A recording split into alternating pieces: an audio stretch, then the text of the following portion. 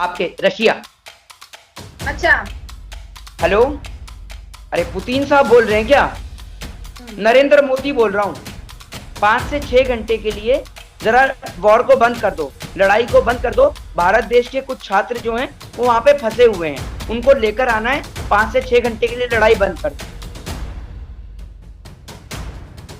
Ukraine मिला रहा हूँ। हेलो, अरे 56 इंची वाला बोल रहा हूँ। 56 इंची वाला नरेंद्र मोदी बोल रहा हूँ भैया। 56 इंची वाला 5 से 6 घंटे के लिए लड़ाई बंद कर दो। उधर बोल दिया रशिया को भी। नमस्कार, मैं दामिनी शर्मा और सजग भारत में एक बार फिर से आपका बहुत बहुत स्वागत है। और जिस घड़ी का इंतजार था, जिस पल का इंतजार था, वो पल आखिरकार आ ही गया। 10 मार्च नजदीक है और हर किसी की जो धड़कनें हैं इस समय वो तेज होती नजर आ रही है कि भैया उत्तर प्रदेश में किसकी सरकार इस बार बनने वाली है। मोहित शर्मा हमारे साथ जुड़ गए हैं और बनारस में इस वक्त मोहित शर्मा मौजूद है। बनारस में आखिरी चरण में चुनाव हुए हैं और वहीं से मौजूद होते हुए मोहित शर्मा, एग्जिट पोल आपने देख लिया है। अब की बार सब लोगों का यही नारा था कि भैया भाजपा का सफाया है, पर एग्जिट पोल तो कुछ और ही कहते हैं। क्या कहना है, एग्जिट पोल पर विश्वास कीजिएगा? देखिए, पहली बात तो ये कि आपने कहा कि लोगों की दिल की धड़कनें बढ़ गई। किसी के भी दिल की धड़कन नहीं बढ़ी है। सभी लोग जानते हैं कि नतीजे स्पष्ट हैं, नतीजे पूर्णतः क्लियर हैं। और एग्जिट पोल जो है उस पर आप यकीन ना करें। एग्जिट पोल वही एग्जिट पोल है जो बंगाल के अंदर ममता बनर्जी की सरकार ना बनाकर बंगाल के अंदर भारतीय जनता पार्टी की सरकार बना रहा था। तो ये एग्जिट पोल का समाजवादी पार्टी की सरकार ना बनना ये दर्शाता है कि उत्तर प्रदेश के अंदर समाजवादी पार्टी की सरकार बन रही है। तो देश की जनता के लिए खुशखबरी की बात है। और एग्जिट पोल से आप घबराइए मत। एग्जिट पोल जो है वो जनता का वोट डिसाइड नहीं करता है। और एग्जिट पोल जब जब बताया एग्जिट पोल गलत ही निकला है। तो एग्जिट पोल ने जब जब कहा है कि बीजेपी सरकार बना रही है, मतलब उसका अर्थ है कि बीजेपी सरकार नहीं बना रही है। और जब एग्जिट पोल कहता है कि बीजेपी सरकार नहीं बना रही है, यानी इसका उदाहरण आप बिहार में चले जाइए। बिहार में एग्जिट पोल कह रहा था कि तेजस्वी यादव मुख्यमंत्री बनने जा रहे हैं। इसका मतलब ये कि भारतीय जनता पार्टी ने सरकार बनाई और तेजस्वी यादव मुख्यमंत्री नहीं बने। और आज एग्जिट तो पोल सभी कह रहा है कि सभी मीडिया वालों का एग्जिट पोल सेम थोड़ी होगा। चलिए, आप अब अगर मैं आज तक की बात करूं, TV9 की बात करूं, रिपब्लिक की बात करूं या जी न्यूज की बात करूं, उनको आप गोदी मीडिया का नाम दे देंगे। पर आप लोग खुद कहते हैं कि भैया News 24 हो चाहे NDTV इंडिया हो, ये विश्वसनीय चैनल है आपके लिए। तो इनका एग्जिट पोल भी तो भाजपा पर टिका है ना। एक मैं आपको अपना एग्जिट पोल बता देता हूँ। ये मेरा आंकड़ा है कि 190 से 190 से 210 तक सीटें जो है वो समाजवादी पार्टी को मिलने की पूरी कोशिश है। 160 से 180 सीट मिलेंगी भारतीय जनता पार्टी को, ये आप देख लीजिएगा। और ये एग्जिट पोल आप लिख के रख लीजिएगा, पूरा लिख के रख लीजिए आप ये। और मैं आपको बता दूं कि उत्तर प्रदेश के अंदर परिवर्तन होने जा रहा है, क्योंकि परिवर्तन संसार का नियम है। अगर आप परिवर्तन नहीं करेंगे तो आपको समय बदल देगा। और समय आज उत्तर प्रदेश के मुख्यमंत्री को बदल रहा है। जिस तरीके से उत्तर प्रदेश के पूर्व मुख्यमंत्री अखिलेश यादव के घर की सफाई चल रही है, जिस तरीके से बोर्ड को बदला जा रहा है, यह दर्शा रहा है कि अब परिवर्तन उत्तर प्रदेश में होने जा रहा है। अच्छा, आप लोग बात करते थे कि भैया भाजपा जो है या योगी आदित्यनाथ की पार्टी हो, पूरी बीजेपी वो हिंदू मुस्लिम करती है। कल ही योगी जी ने बयान दिया, भैया मैं मुसलमानों से प्यार करता हूँ, मुसलमान मुझसे प्यार करते हैं। जब मुस्लिमों की बात कर ही दी है और मुस्लिमों पर भी इतना विश्वास अपना जता रही है बीजेपी, तो क्या बुरा है? एक कहावत है कि मुसीबत के समय में गधे को भी बाप बनाना पड़ता है। समझ रहे हैं? ये कहावत मैंने किसी नेता को लेकर ये नहीं कही, और जो नेता समझते हैं वो समझे, अच्छी बात है, समझना भी चाहिए नेताओं को। दूसरी बात ये कि मैं आपको एक बात बता दूं कि उत्तर प्रदेश के मुख्यमंत्री जी अब उत्तर प्रदेश से जाने वाले। तीसरी बात ये कि मैं आपको बता दूं कि मैंने बनारस का चुनाव बहुत करीब से और बहुत ही नजदीक से देखा है। आप बनारस के चुनाव की रिपोर्टिंग के तहत नहीं कह सकती कि बनारस में किस तरीके का माहौल था या भारतीय जनता पार्टी के पक्ष में वोटिंग कैसे हुई। मैं आपको बता देता हूँ, 12 बजे तक की वोटिंग, जितने भी भारतीय जनता पार्टी के बूथ थे, मैं सभी बूथों पर गया जहां भारतीय जनता पार्टी को वोट पड़ता है। उन बूथ पर मैं पर्सनली गया और पर्सनली जाके मेरा बूथ का ये ओपिनियन था कि जहां पर 950, 950, 1000 वोट थे, वहां पर दोपहर 12 बजे से 1 बजे तक मात्र 150 वोट पड़े थे। अब आप सोच लीजिए, 1000 वोट में से भारतीय जनता पार्टी को 150 वोट पड़ रहा है 12 से 2 बजे के बीच में। ठीक है, उसके बाद में 3 बजे तक का माहौल, 4 बजे तक का माहौल ये था कि 5 बजे वोटिंग बंद हो जाती है और 4 बजे तक उस इलाके में भारतीय जनता पार्टी को 350 या 400 वोट मिला। ये मेरी खुद की वहां जाकर बूथ पे जाकर की रिपोर्ट थी, मेरे पास में सारा डाटा कलेक्ट है। तो मैं आपको कैसे कह दूं कि भारतीय जनता पार्टी सरकार बना रही है? ये भारतीय जनता पार्टी के बूथ पे बता रहा हूं मैं आपको, मैं विपक्ष के बूथ पर जाने की नहीं बता रहा हूं, मैं आपको भारतीय जनता पार्टी के बूथ पे बता रहा हूं कि भारतीय जनता पार्टी सरकार कैसे बनाएगी। जब भारतीय जनता पार्टी के वोटर्स ने बाहर निकलकर वोट ही नहीं किया तो भारतीय जनता पार्टी सरकार कैसे बना रही है? इसका आप मुझे कारण दीजिए, एक मुझे कारण बता दीजिए आप कि इस कारण से भारतीय जनता पार्टी सरकार बना रही है। या आप एक कारण ये बताइए कि उत्तर प्रदेश के अंदर ये बेहतरी हुई है जिस कारण जनता ने वोट दिया है। वोट परसेंट देखिए 59 पॉइंट कुछ वोट परसेंट आखिरी के चुनाव में हुआ है, आप देख लीजिए। और वोट परसेंटेज जो है वो माइनॉरिटी का वोट परसेंटेज बढ़ा है इस बार। अगर आप बनारस की बात कर लें, उत्तरी की बात कर लें, दक्षिणी की बात कर लें, जहां पर आपका 1,40,000 यानी 2 लाख के आसपास का, कुछ 1.5 लाख के आसपास का वोटर्स है, वो आपका मुस्लिम वोटर्स है। उसके बाद आपका 2 लाख वोटर हिंदू आता है आपका। तो आप देख लीजिए जो हिंदू वोटर्स हैं उन्होंने भारतीय जनता पार्टी के जो वोटर्स हैं उन्होंने भारतीय जनता पार्टी से नाराज होकर काफी कम संख्या में वोट किया है, मतदान किया है। ये भारतीय जनता पार्टी के बूथ की हालत। तो मैं आपको कैसे कह दूं कि बीजेपी सरकार बना रही है? और मैं आपको बता दूं कि प्रदेश में परिवर्तन होना निश्चित है, घबराइए मत, 10 तारीख को परिवर्तन अवश्य होगा। 10 तारीख को आप परिवर्तन की बात कर रहे हैं, जब भाजपा दावा कर रही है कि भैया आज भी गर्मी निकालने की तो बात जारी है कि गर्मी निकल जाएगी 10 तारीख के बाद, और उसी के साथ 300 सीट का दावा अभी भी लगातार जारी है। मोदी जी भी बनारस गए थे, आप भी बनारस में शामिल हैं इस वक्त और मौजूद हैं इस वक्त बनारस में, और मथुरा और काशी तो अभी बाकी है, अयोध्या एक झांकी थी, ये भी आप जानते ही होंगे। तो क्या क्या होने वाला है बनारस में इस वक्त? किस नाम से बनारस जाना जा रहा है इस वक्त? देखिए मैं आपको एक बात पूरी तरीके से स्पष्ट कर दूं कि आप भी यही हैं, मैं भी यही हूं। मैं पूरे देश की गोदी मीडिया के तमाम पत्रकारों को खुलेआम मोहित शर्मा चैलेंज देता है, भारतीय जनता पार्टी के एक एक नेता, मंत्री, मुख्यमंत्री, गृह मंत्री, प्रधानमंत्री को मेरा चैलेंज है कि कोई भी सामने आए और इस बात का दावा करे कि भारतीय जनता पार्टी 300 सीट लेके आ रही है। किसी भी तरीके से भारतीय जनता पार्टी 300 सीट नहीं लेके आ रही है, ये मेरा दावा है, ये आप मेरे से लिख के ले लीजिए। और ना ही उत्तर प्रदेश में सरकार बन रही है। और एक बात मैं आपको बता दूं कि उत्तर प्रदेश के अंदर सरकार नहीं बनने के बाद साथ साथ आप ये बात भी लिख लीजिए कि उत्तर प्रदेश के अंदर जिस दिन योगी आदित्यनाथ मुख्यमंत्री पद से हटेंगे उसके 10 दिन 15 दिन के अंदर बिहार के अंदर भी सरकार गिरेगी।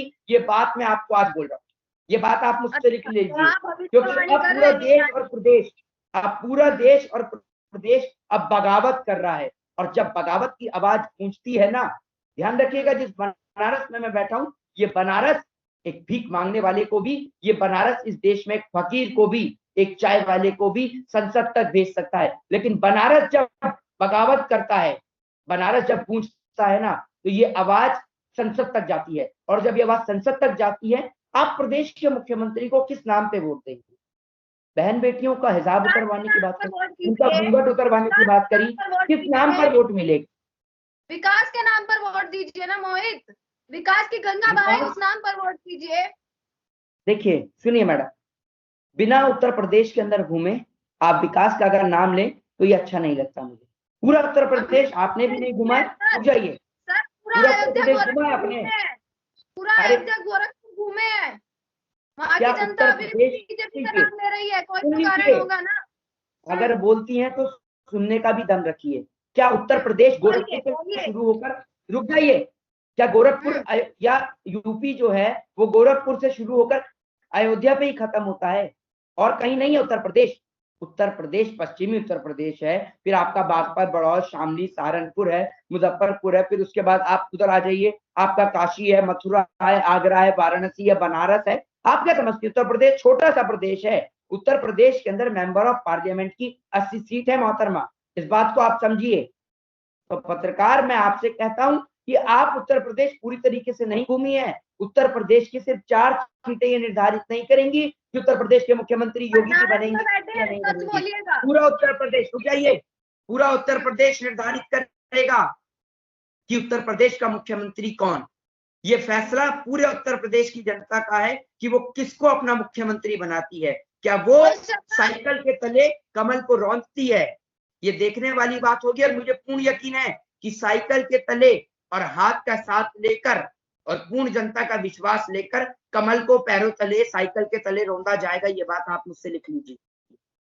मोहित शर्मा, चलिए आप ही मुझे बता दीजिए ना, आपने कहा अखिलेश यादव की सरकार बनेगी और लगातार भाजपा अपने दावे कर रही है, मथुरा काशी की बात कर रहे हैं, गोरखपुर की बात कर रहे हैं, अयोध्या की बात कर रहे हैं। यही तो हॉट सीट रही है ना भाजपा की, जहां पर उन्हें पूर्ण विश्वास है कि भैया यहाँ से तो हमारी सीट जाने वाली है। अगर अयोध्या इतनी ही आपको हॉट सीट लग रही थी तो प्रदेश के मुख्यमंत्री यहां से आकर चुनाव क्यों नहीं लड़े, सबसे पहला सवाल। दूसरी बात यह कि प्रदेश के मुख्यमंत्री खुद जानते हैं कि अयोध्या के अंदर अखिलेश यादव की जनसभा ने यह साबित कर दिया था कि प्रदेश की जनता बगावत कर रही।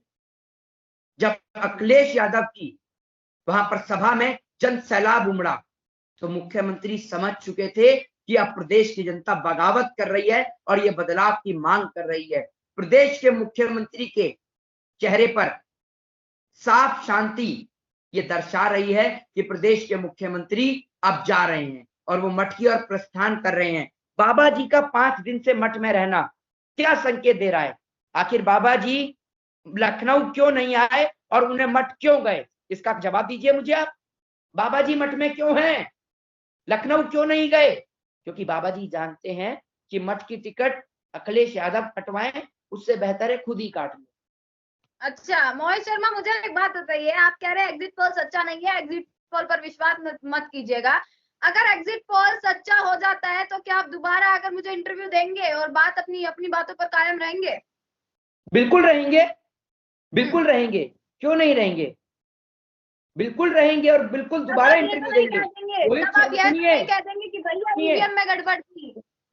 अरे सुन लीजिए, सुन लीजिए। हाँ बताइए। गड़बड़ तो जब से भारतीय जनता पार्टी की सरकार आई है देश और पूरे प्रदेश में, गड़बड़ की तो बात ही मत करिए। गड़बड़ है तभी जनता बदलाव कर रही है, अगर गड़बड़ नहीं होती तो जनता बदलाव भी नहीं करती है।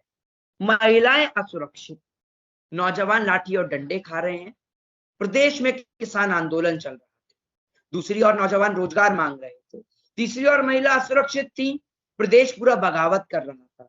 किस नाम पर योगी जी को वोट मिला है? इसका जवाब मैं मुख्यमंत्री से मांगूंगा, इसका जवाब मैं भारतीय जनता पार्टी से मांगूंगा कि आखिर आपको किस नाम पर वोट मिला है। और इसका जवाब मैं देश की जनता से मांगूंगा कि क्या जिसने बहन बेटियों की इज्जत और आबरू के साथ खिलवाड़ किया, आपने एक बार फिर उसे मौका दिया, हालांकि जनता नहीं दे रही। ये बात मैं आपको बता रहा हूं कि जनता नहीं दे रही है, और अगर जनता देगी तो मोहित शर्मा फिर आके आपको इंटरव्यू देंगे, और अगर हम गलत होंगे तो हम उस फैसले को स्वीकार भी करेंगे। क्या आप पूरी भाजपा का विरोध करते हैं? मुझे आज ये बताइए, पूरी भाजपा का विरोध करते हैं या एक आधा कोई ऐसा नेता भी है जो आप जिसकी आप तारीफ करेंगे पूरे भाजपा में? भारतीय जनता पार्टी में कुछ अच्छे नेता भी हैं, कुछ बहुत अच्छे नेता हैं, जैसे जिसमें सबसे पहला नाम आता है नितिन गडकरी जी का, दूसरा नाम आता है राजनाथ सिंह का। नितिन गडकरी जो प्रधानमंत्री की कुर्सी के काबिल एक व्यक्ति हैं, नितिन गडकरी को कुर्सी पे विराजमान होना चाहिए था। और मैं ये जानता हूं कि अगर नितिन गडकरी देश की प्रधानमंत्री की कुर्सी पे बैठते तो आज देश जो आर्थिक स्थिति से जूझ रहा है वह देश आर्थिक स्थिति से नहीं जूझता। और यही भारतीय जनता पार्टी के नेता थे माननीय श्री अटल बिहारी वाजपेयी, जिनका पूरा देश सम्मान करता है। आज भी अटल बिहारी वाजपेयी जी को लोग याद करते हैं, उनके शासन को याद करते हैं।